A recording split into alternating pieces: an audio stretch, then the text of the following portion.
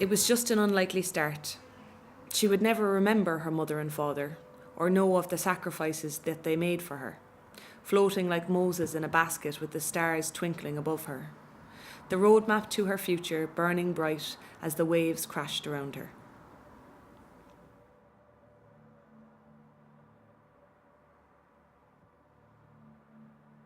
From my desk, I have a view onto my garden, and the gardens on either side, of course, the sky.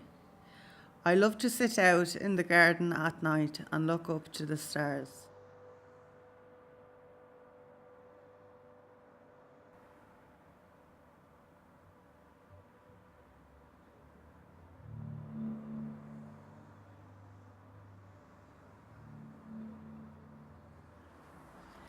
There weren't 3 molecules of oxygen left in there. She began to panic as she fumbled with the helmet off of the astronaut suit. Time was ticking and she glanced up at the clock attached to the rocket wall. The seconds came and went as fast as the speed of light, but as she put on the helmet, everything seemed to freeze.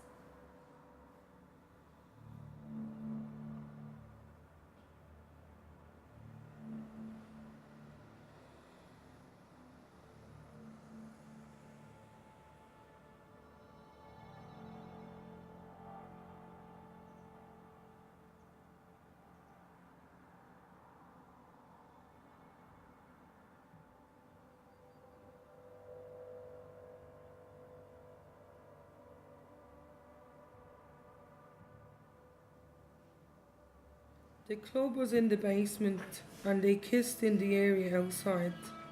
The drink hitting them both in the blast of cold air. When suddenly he turned to her and said, "You are so beautiful." And with that he asked her, "Would you mind if I kissed you?" And she said that she didn't mind. So they both moved in closer with their eyes meeting along the way and passionately kissed for what felt like forever. She was thinking of how she didn't want that kiss to end. His lips felt so soft like velvet, well, more like silk. In those first days after seeing him last summer, I kept an account of his comings and goings. I began devoting more and more time to documenting his movements until eventually I was giving more of my time to watching his own life than living my own.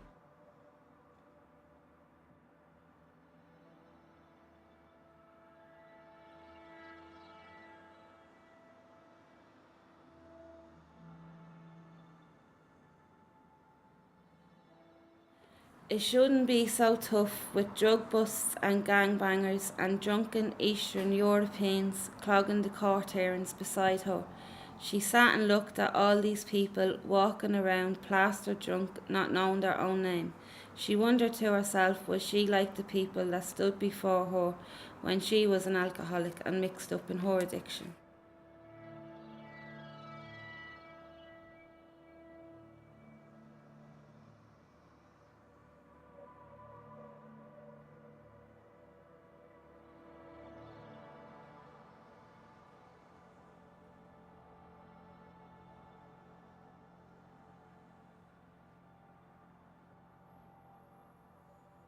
Armed guards are conspicuous outside the grounds of the hotel. Women moved around the room while polite waiters in crisp white Egyptian cotton pretend not to notice that the women were in fact whores, pleasuring these gross pink-skinned dignitaries. The compound seemed safe, but it was in fact in the middle of a war zone.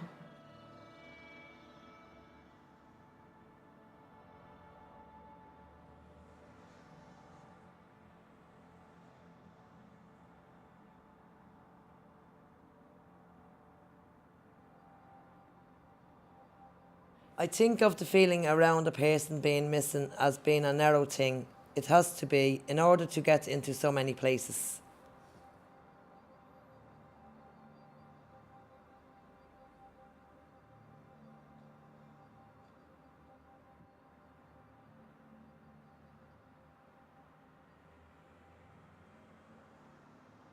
She put her hand on her belly as the pains began.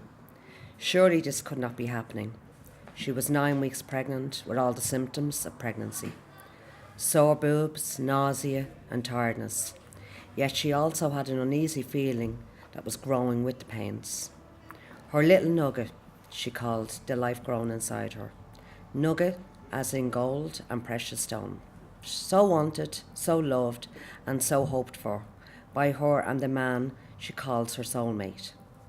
She slowly rose from her bed, conscious of every move she made, afraid to unlodge the fragile being that was clinging to her. She made her way to the bathroom, shuffling like an old woman walking in the fetal position. Her slow, careful movements had made no difference as she slowly lost her precious stone.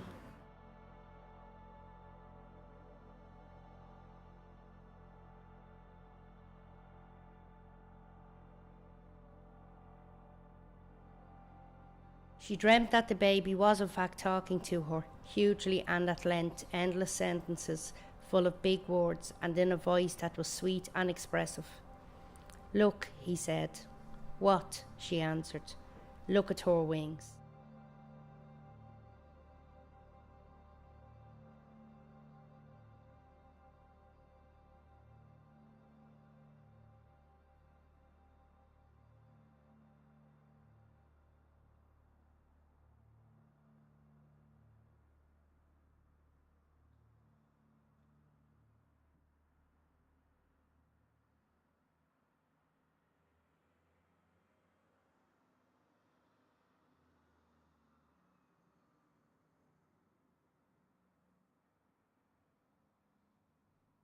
I was brought into the world a small child, not knowing what the plans for my life would be. I was happy out and always loved to joke, but when I turned 12, a teenager, I was not expecting to be endured to what my life turned out to be. A lot of bad stuff happened to me that knocked the Sarah I was meant to be. At the age of 13, I hated my life. I got lost and very depressed, and I started to pal around with the gang. Started off on the small stuff, drinking and smoking hash to blend in with the clang, hanging around corners thinking we were all mad, hanging around with the lads always being in trouble, and in school was a double. I hated everyone as I hated myself. I went for years being this so-called mad thing, but in the end I ended up being the sad one. At 21 I gave birth to my beautiful girl, and 1 year later a baby boy.